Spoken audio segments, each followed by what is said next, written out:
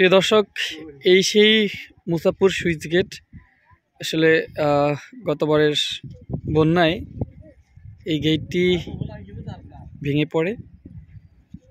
ভেঙে পড়ায় পুরো নদীর গতিপথ পুরো পাল্টে যায়, পুরো চিত্রটাই পাল্টে যায়। আপনারা দেখছেন এই গেটটা ভেঙে যাওয়ায় অসংখ্য বাড়িঘর, অসংখ্য বনভূমি সব নদীগর্ভে বিলীন হয়ে গিয়েছে।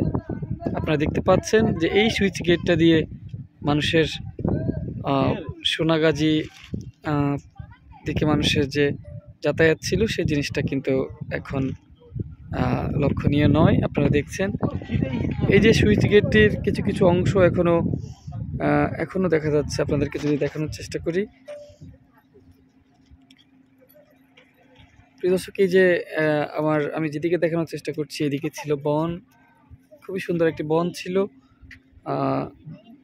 উপকূলীয় বনভূমি ছিল। সেই বনভূমিগুলো কিন্তু আসলে ভেঙে পড়েছে একদমই। এখন সব নদীগর্ভে বিলীন হয়ে গিয়ে আজকে এই যে দেখছেন আপনারা, সব ভেঙে পড়ছে। এখানে সেনাবাহিনীর যে অস্থায়ী ক্যাম্প ছিল সেই ক্যাম্পটাও কিন্তু সরিয়ে নেওয়া হয়েছে। অর্থাৎ এই পুরো স্থানটুকু আমরা এখন যা দেখছি, অর্থাৎ আগামী বছর কিংবা 6 মাসের মধ্যে সেটাও কিন্তু আসলে বিলীন হয়ে যাবে। আপনাদেরকে যদি দেখানোর চেষ্টা করি, আমরা এসেছি আমাদের